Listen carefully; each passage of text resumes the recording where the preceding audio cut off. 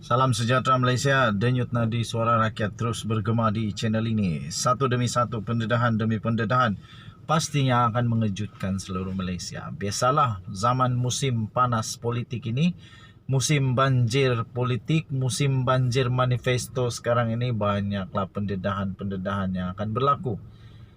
Dan selalunya yang akan membuatkan Malaysia bergegar adalah Rafizi Ramli. Setiap kali dia buat pendedahan, memang seluruh Malaysia bergegar.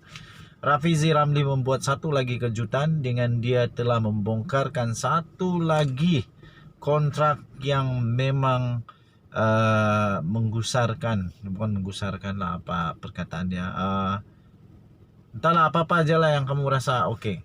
Rafizi berkata kerajaan sementara tak boleh lulus kontrak ketika peralihan. Timbalan Presiden PKR iaitu Rafizi Ramli mendakwa kerajaan sementara yang sekarang ini dalam usaha untuk meluluskan projek bernilai berbilion ringgit dengan segera. Untuk apa? Rafizi berkata ia walaupun pekeliling yang telah dikeluarkan oleh perbendaraan telah menghalang kerajaan sementara untuk memeterai sebarang komitmen kontrak atau aku janji yang memberi implikasi kewangan kepada kerajaan baru selepas PRU15. Katanya dalam kesibukan kempen PRU15 ini, rakyat mungkin tidak sedar bahawa kita berdepan risiko besar. Projek-projek yang bernilai berbilion ringgit diluluskan dan dianugerahkan secara cepat dalam tempoh kerajaan peralihan, katanya, dalam satu kenyataan hari ini. Persoalan saya ialah bikin apa mau cepat kalau memang betul adalah harap-harap tiada. Saya rasa tidak tahulah, tidak pasti adakah tiada, tapi itulah yang dikata oleh Rafizi. Kalau ada, kenapa mau cepat? Kenapa waktu pilihan raya tiba-tiba mau cepat? Apa tujuan? Calon Parlimen Pandan itu berkata salah satu kontrak ialah yang melibatkan Kementerian Alam Sekitar dan Air berhubung projek tebatan banjir di Melaka. Yang ini Menteri Alam Sekitar dan Air perlu jawab. Jangan diam-diam sebab ini sangat penting, rakyat mau tahu. Betulkah tidak benda ni? Dia mendakwa satu tender bernilai 578.6 juta telah dianugerahkan kepada sebuah syarikat yang didakwanya sebagai kroni UMNO. Hati-hati Rafizi, jangan sampai memfitnah pula. Tapi kalau memang ada perkara itu, UMNO kena jawab pula. Dan saya fikir kalau tiada, UMNO perlu buat sesuatu lah. Buktikan bahawa tiada benda ni. Pergilah buat laporan polis ke apakah, supaya rakyat tahu benda ni tak ada. Tapi kalau diam-diam itu menyebabkan rakyat rasa sanksi lah. Jadi lebih baik buat kenyataan, buat penafian. Projek itu diumumkan oleh Perdana Menteri Ismail Sabri Yaakob pada 14 Oktober lalu, 4 hari selepas Parlimen dibubarkan. Wow, ini memang agak mengejutkan lah tuan-tuan dan puan-puan. Ini betul-betul mengejutkan. Saya fikir semua pihak yang terlibat perlu membuat kenyataan penafian supaya UMNO dapat bersih. Lepas tu Rafizi pun dapat dibuktikan sama ada dia betul atau salah. Jadi jangan diam-diam. Lepas tu persoalannya, betulkah tidak boleh buat sebarang kontrak untuk luluskan kontrak ketika peralihan?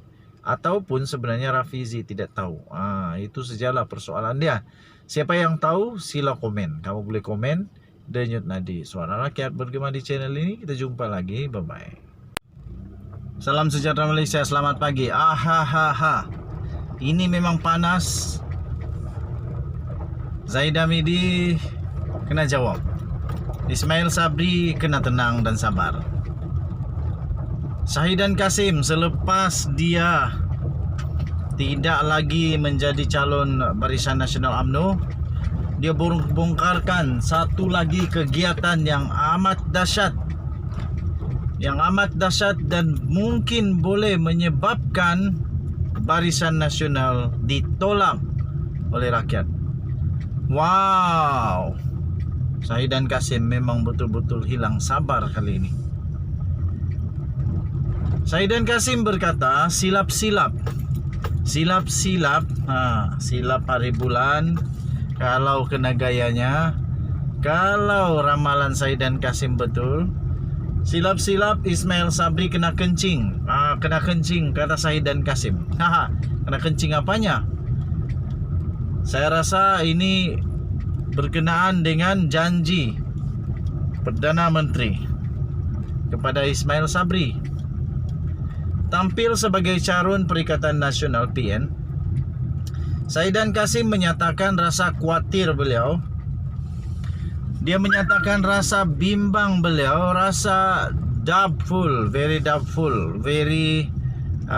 gelisah, ragu-ragu dengan nasib yang mungkin dihadapi oleh Perdana Menteri sementara, yaitu Ismail Sabri Yaakob. Menurutnya, Barisan Nasional yang diterajui oleh Ahmad Zahid Hamidi kini tidak lagi mencanangkan nama Ismail Sabri sebagai calon Perdana Menteri sekiranya mereka menang dalam pilihan raya umum kali ini. Tuan-tuan dan puan-puan yang dihormati sekalian, ini bukan orang Anwar Ibrahim yang cakap, tahu? Ini bukanlah orang lama Muhyiddin Yassin, tahu? Ini bukan orang lama atau orang kepada Mahathir, tapi ini orang lama UMNO, orang lama Zahid Hamidi yang kata ini memang menggusarkan. Nak percaya tak percaya, masing-masing punya pendapat. Katanya, saya pun tak faham. Sepatutnya calon bakal Perdana Menteri Barisan Nasional adalah Ismail Sabri. Tapi nampak macam mereka diamkan saja, kata Saidan Kasim. Katanya lagi, saya rasa Ismail Sabri kena berhati-hati. Berhati-hati di jalan raya. Silap-silap kena kencing, kena tipu di tengah jalan, kata Saidan Kasim. Ini bukan saya yang kata, ini Saidan Kasim yang kata. Katanya lagi, puak ini kalau dia boleh khianat parti, dia juga boleh kencing calon Perdana Menteri. Tengok diam saja. Sepatutnya momok-momokkan calon Perdana Menteri, poster boy, tapi diam saja katanya. Tambah beliau lagi, sedangkan parti-parti lain dah ketengahkan calon bakal Perdana Menteri. Perikatan Nasional tampilkan Muhyiddin Yassin. Pakatan Harapan pula Anwar Ibrahim. Yang depa BN apapun tak ada lagi. Kasihan dengan Ismail Sabri Yaakob, kata Saidan Kasim. Katanya ketika ditemui dalam program Jalan Kaki Bersama Rakyat sempena kempennya di Arau hari ini. Bekas Menteri Wilayah Persekutuan itu berkata demikian ketika ditanya sejauh mana dia melihat BN akan mengangkat Ismail Sabri sebagai calon Perdana Menteri. Terdahulu Saidan yang juga penyandang kerusi Parlimen Arau tidak dicalonkan semula oleh Barisan Nasional dan dia bertindak menyertai Perikatan Nasional sebagai calon untuk mempertahankan kerusi itu. Sementara itu Saidan berkata walaupun usaha penyatuan ummah antara UMNO Bersatu dan PAS tidak berjaya, dia nekat akan memulakan usaha itu di Arau. Katanya, insya Allah kita akan mulakan pergerakan penyatuan ummah ini di Arau. Orang UMNO, PAS dan Bersatu insya Allah akan menyokong saya, katanya. Kalau ini betul memang lingkuplah orang Zahid di Arau. Kalau ini betul memang lingkuplah orang BN UMNO di Arau. Katanya kedudukan ini menampakkan bahawa jumlah undi yang kita dapat nanti akan membuktikan rakyat mahukan perpaduan ummah, katanya dalam kenyataannya itu. Okey, so Saidan Kasim yang sendiri mengakui bahawa masih lagi samar-samar rupanya. Okey, jadi apa pendapat kamu pula? Adakah kamu rasa apa yang Saidan Kasim ini kata betul? Ataupun ini hanyalah satu retorik politik, satu lagi manifesto itu janji. Satu lagi retorik politik, satu lagi cara untuk menarik pengundi-pengundi Barisan Nasional UMNO supaya berpaling tadah dan tetap menyokong calon daripada Perikatan Nasional ini, yaitu si Saidan Kasim. Ataupun memang betul ataupun memang betul bahwa dalam UMNO nanti silap-silap hari bulan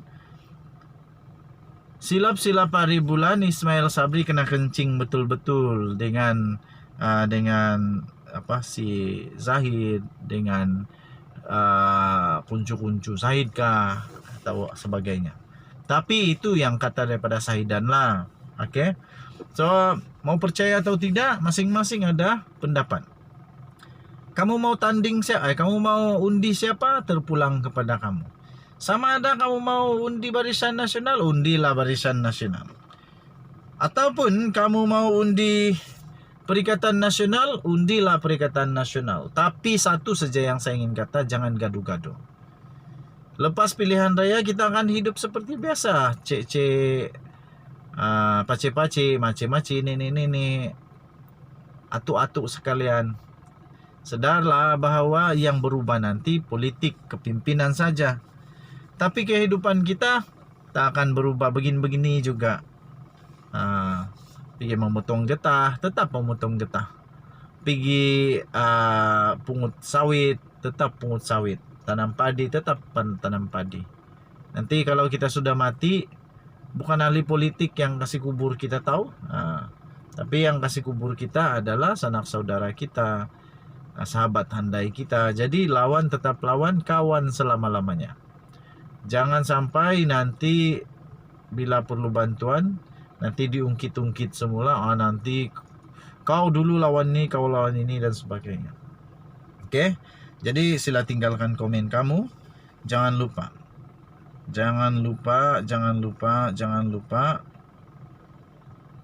untuk datanglah pergi mengundi beramai-ramai. Jangan lupa komen. Komen Anda amatlah dihargai. Denyut Nadi, suara rakyat terus bergema di channel ini. Kita jumpa lagi. Selamat pagi Malaysia. Bye-bye.